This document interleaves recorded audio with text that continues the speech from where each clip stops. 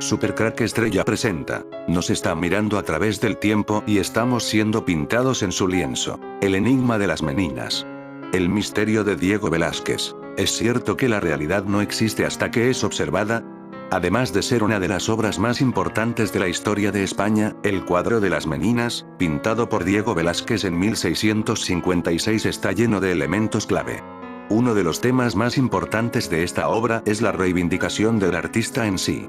Velázquez se pinta como uno de los protagonistas principales, dejando ver la importancia de su trabajo y su cercanía a los temas de palacio. Además, al ocultar su cuadro abre otra incógnita: ¿qué es lo que está pintando Diego Velázquez? Como os decíamos, esta obra que despierta una gran cantidad de dudas, pero hay algo más allá. ¿No crees que hay algo extraño en el cuadro expuesto en el Museo del Prado?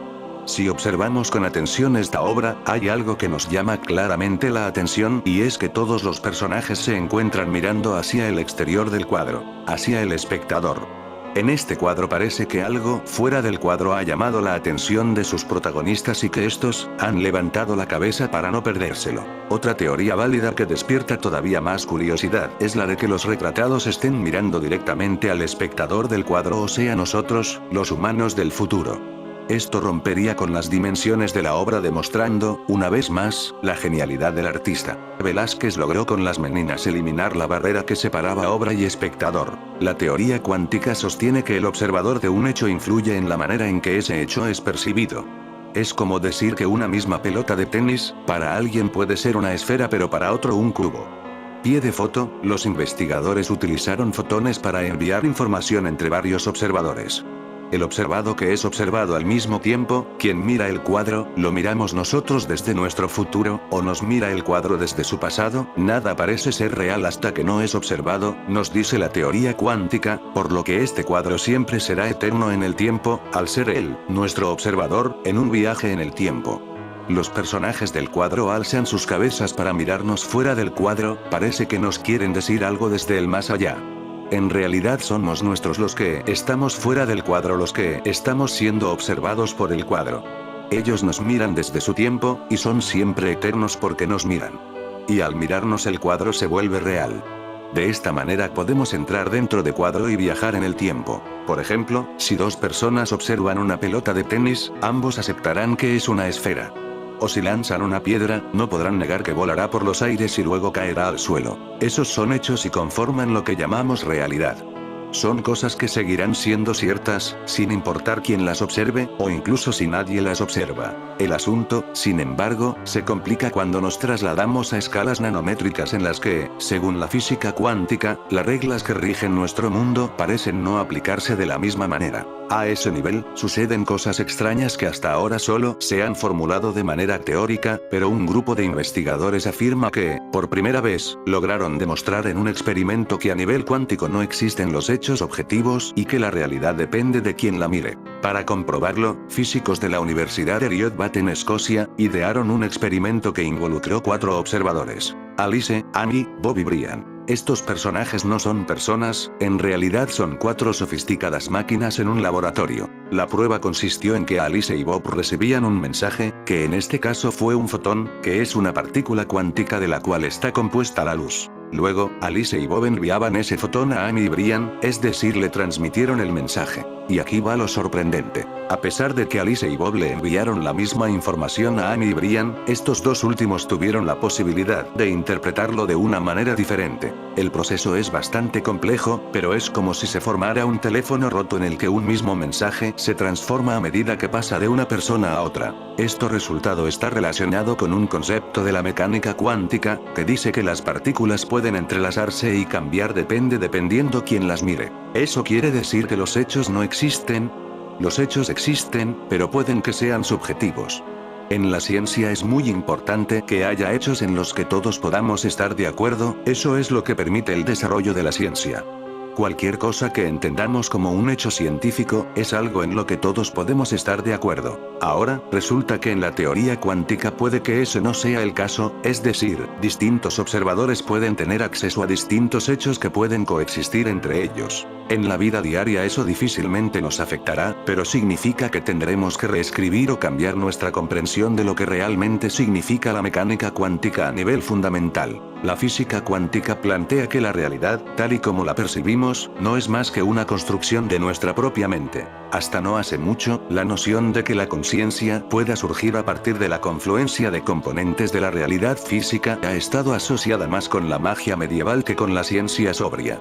Pero la ciencia cuántica, con sus experimentos, nos dice que la realidad que percibimos emerge a través del acto de medición que sobre ella ejercemos. Tal asunción parece poner en entredicho la naturaleza de la realidad en la que creemos movernos y sugiere que la conciencia afecta a la materia, en tanto que puede ser la propia conciencia la que, para nosotros, determine los elementos físicos de nuestra realidad y no a la inversa, como se ha pensado clásicamente. Una de los interrogantes más extraños y fascinantes que puede generar la física cuántica es la posibilidad de que el mundo que experimentamos esté siendo generado por nuestra percepción del mismo, de los atributos externos a nosotros mismos que lo conforman.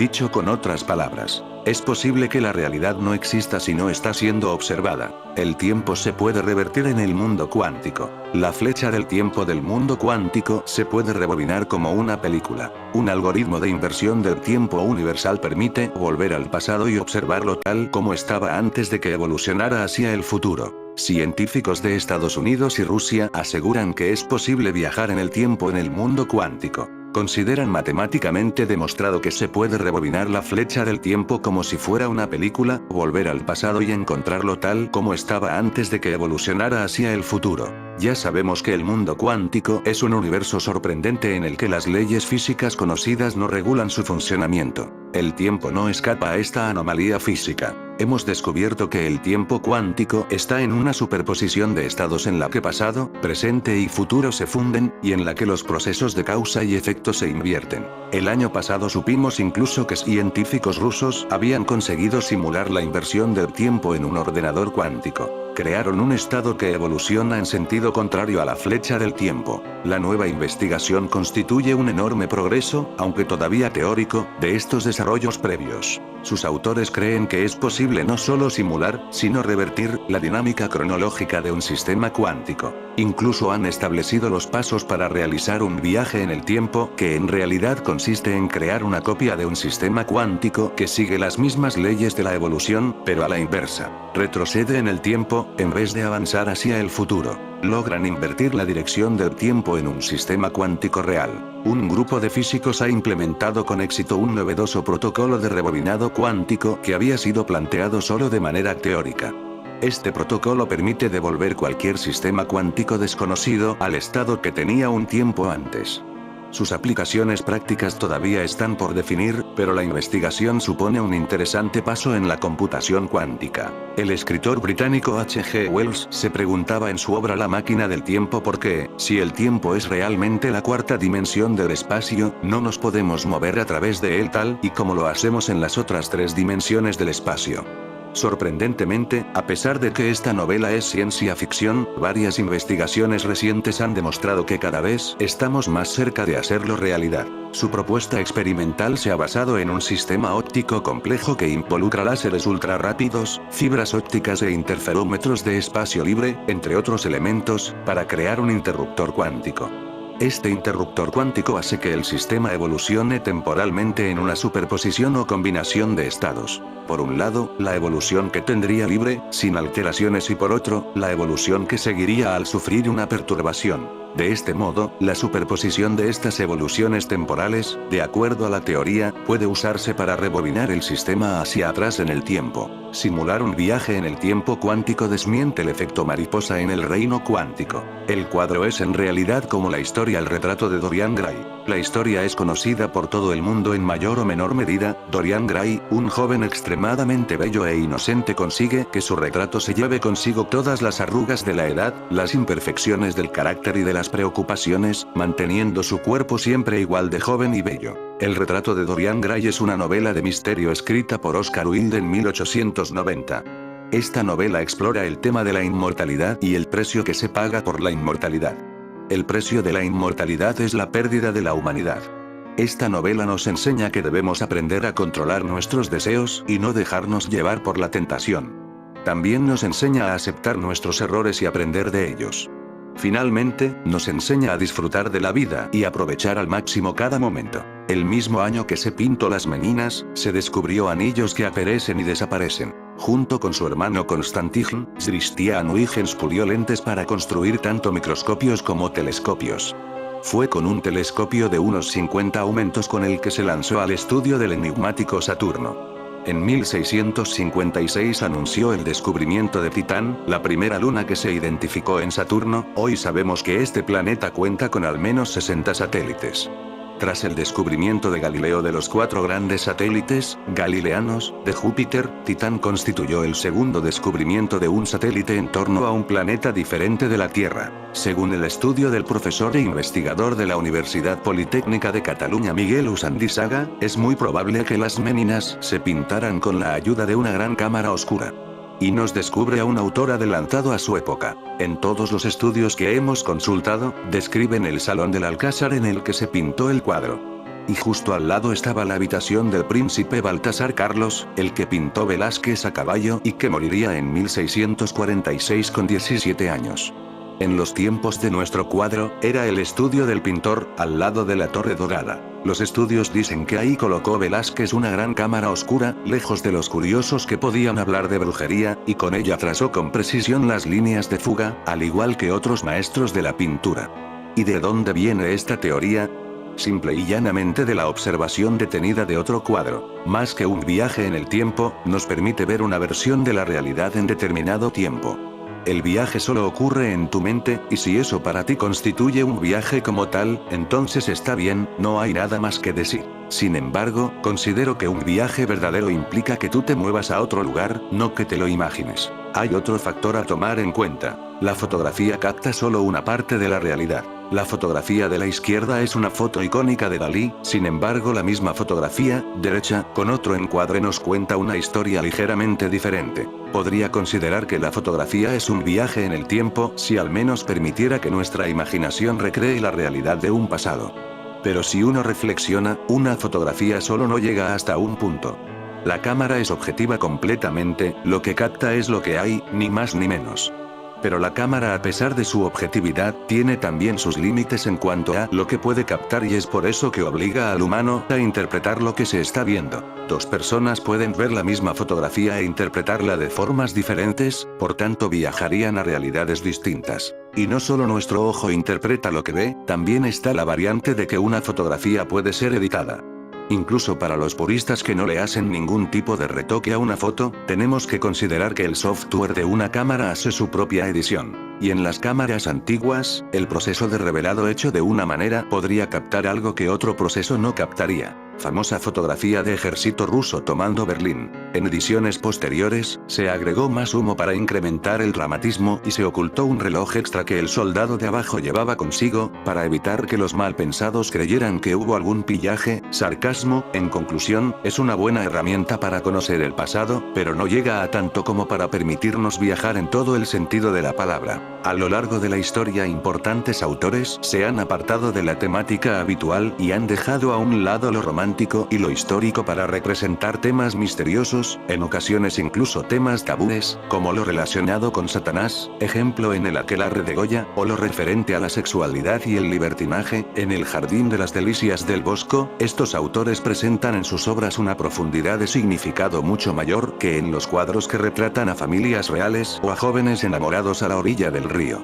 Sin embargo, por su fama de provocadores, el impacto de sus composiciones es menor.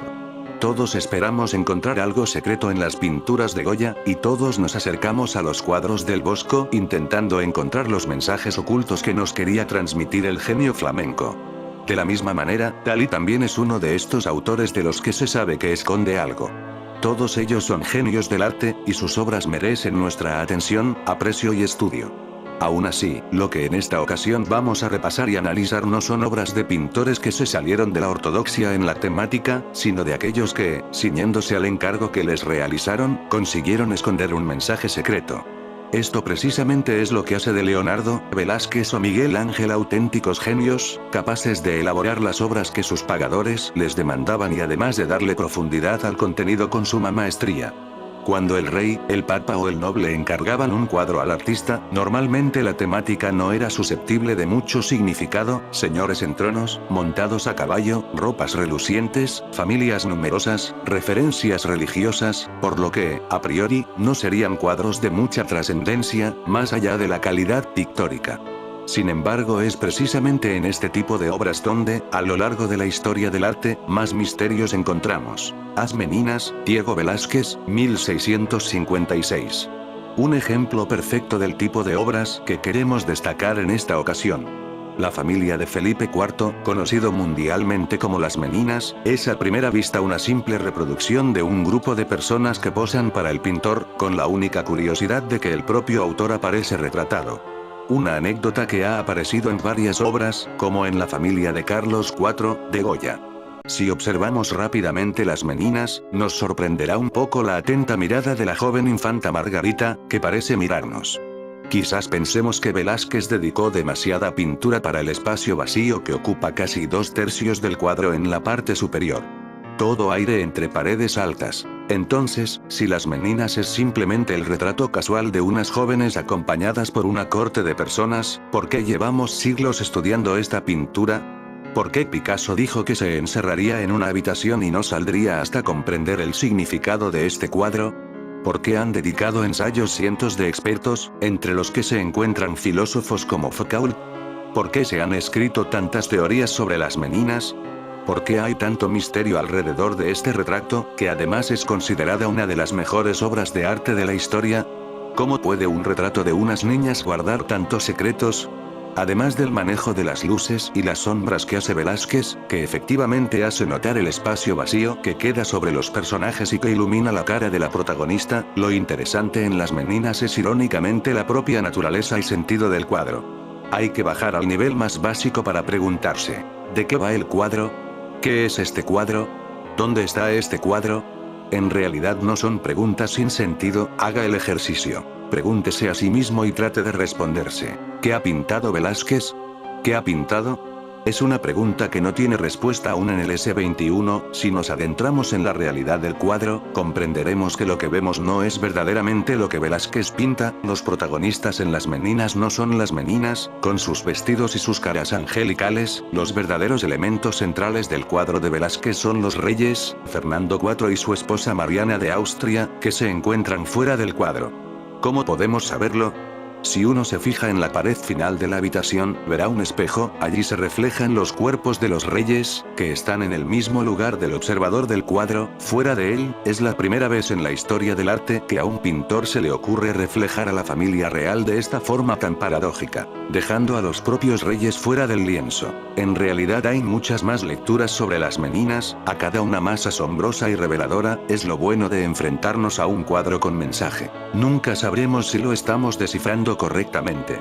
Otros expertos aseguran que Fernando IV y Mariana de Austria no están posando para Velázquez en la habitación, sino que acaban de entrar. Esta teoría se apoya en las miradas de la corte de personas, que se gira inmediatamente para reverenciar a los monarcas.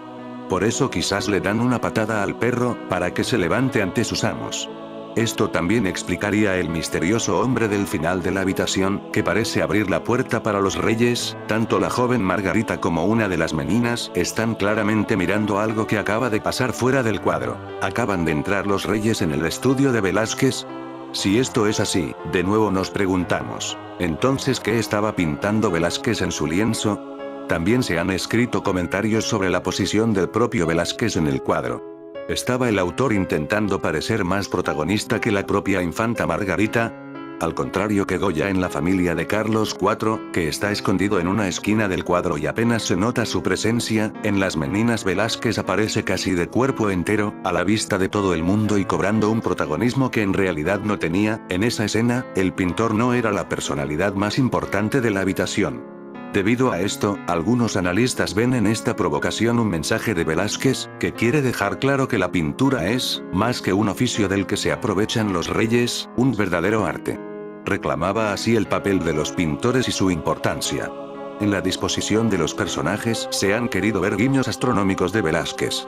Algunos aseguran que, uniendo los puntos de todas las cabezas, también la del perro, se consigue una forma parecida a la de la constelación de Capricornio. Otros se apoyan en el análisis de la Saigne, 1973, para asegurar que el mensaje oculto que escondió el genio sevillano tenía que ver con la constelación Corona Borealis, cuya principal estrella es conocida como la perla de la corona, o Margarita Coronare. Según esta interpretación, Velázquez quería transmitir que la infanta Margarita era la joya de la casa real en aquellos momentos, y que estaba bien protegida y rodeada como la perla que era. De manera mucho más atrevida, se ha llegado a especular que Velázquez, en una especie de adelantamiento a los preceptos de la teoría cuántica y la relatividad, estaba representando en su misterioso lienzo a los mismos espectadores del cuadro. Esta es la posibilidad más inquietante y fascinante, y elevaría a Velázquez como el mayor genio de la historia del arte. ¿De verdad estamos siendo pintados nosotros? ¿Nos está mirando a través del tiempo y estamos siendo pintados en su lienzo? ¿Sería Velázquez un viajero del tiempo que nos está diciendo que nos está observando a los humanos de futuro? Cuando pasas delante de las Meninas en el Museo del Prado, efectivamente te da la sensación de que Velázquez te está mirando a ti. A ti y a nadie más. Y puede que, además de mirarte fijamente, su pincel te esté pintando. Un ejercicio increíble de imaginación y genio. Así se entiende que Las Meninas sea considerada por muchos la mejor obra de la historia de la pintura. Porque, además de su extraordinaria calidad y su perfecta técnica en el uso de los colores y en el propio dibujo, es una obra que hace protagonista al espectador, que transmite información con la disposición de los personajes, que oculta varios mensajes cifrados, que supone un desafío para la comprensión y que, 350 años después de ser dibujado, sigue fascinando a todo aquel que la contempla y se sumerge en ella. Si observamos con atención esta obra, hay algo que nos llama claramente la atención, y es que todos los personajes se encuentran mirando hacia el exterior del cuadro, hacia el espectador. En este cuadro parece que algo fuera del cuadro ha llamado la atención de sus protagonistas y que estos han levantado la cabeza para no perdérselo. En el mismo año que se pintó este cuadro aparece un ovni en una moneda, ovni o quizás una máquina del tiempo. Antiguamente a las monedas que conocemos hoy en día se las llamaba jetones. Estas servían para la utilidad de las personas, para ser cambiadas por mercadería en diferentes sitios. Las mismas a lo largo de la historia iban cambiando de diseño, pero gran parte del siglo XVII portaron una imagen de lo más curiosa. Muy atrás en el tiempo, antes que las personas podrían pensar que haya en el cielo aeronaves, los sucesos con ovnis también eran visibles, a pesar que por aquel entonces esas luces eran imposible de encontrarle una lógica. Hoy en día es tema de debate si realmente en Francia de aquella época los platillos eran representados en estos jetones. Veamos a continuación qué dicen los expertos y conozcamos más de este curioso tema. Los jetones, término que procede del verbo francés jeter, que significa lanzar, eran fichas o medallas con forma de moneda que se elaboraron en toda Europa desde el siglo XIII hasta el siglo XVIII, y que eran utilizadas por mercaderes y funcionarios reales como fichas para el cálculo comercial en una mesa de cuentas o un tablero cuadriculado de conteo. Por lo general, estas monedas llevaban una imagen vinculada a elementos religiosos o educativos, con fines propagandísticos, así como retratos de personajes de la época, siendo utilizadas en su mayor parte para difundir mensajes políticos y glorificar las hazañas del gobernante de turno. Dos de estos jetones, acuñados entre los años 1648 y 1680, han llamado la atención de muchos ufólogos, por cuanto en sus reversos aparece algo bastante parecido a un ovni o platillo volador. Para algunos, entonces, estos misteriosos jetones constituirían una prueba irrefutable de que en los siglos pasados se produjeron en Europa varios avistamientos de platillos volantes en el cielo. En el primero de estos jetones aparece claramente la imagen de un objeto con forma de disco flotando entre las nubes del cielo sobre un paisaje con colinas y montañas, acompañada por la leyenda latina opportunus adest, que podría traducirse como aquí, en el momento oportuno. En el segundo jetón, en tanto, aparece otro objeto volante que parece que es atacado con lanzas o flechas. Del primer tipo de jetón, donde aparece el supuesto platillo volador flotando sobre un paisaje campestre, existen varios anversos. Con el busto del monarca Luis XIV, fechado en 1656, del mismo año para la Cámara de Comptos de Normandía, y otro sin fecha donde aparecen unas flores de lis bajo la lluvia. El segundo tipo de jetón, donde aparece la presunta imagen del ovni atacado con lanzas o flechas, en tanto, fue emitido por el duque de Enghien, con motivo de la petición de nuevos recursos para la guerra en 1648 a los estados de Borgoña. Se trata de un contador de cómputo francés de los llamados jetón. Objetos de este tipo eran muy utilizados en el medioevo para la realización de cálculos comerciales. La palabra jetón viene del verbo francés jeter, emitir. En general llevaban una imagen vinculada a elementos religiosos o educativos, con fines propagandísticos. En este caso en particular, parece tratarse de la conmemoración de un avistamiento ovni, y la imagen está acompañada por la leyenda latina opportunus ad est, que podría traducirse como aquí, en el momento oportuno. Nunca faltan investigadores escépticos. Algunos proponen que la imagen del jetón representa en realidad a un hongo, una flor en el viento o un escudo. Sin embargo, el Daily Mail aporta la imagen de otro jetón, de 1648, que parece representar a un ovni. ¿Demasiada coincidencia? En fin amigos de Supercrack Estrella, si el video te gustó pulgar arriba.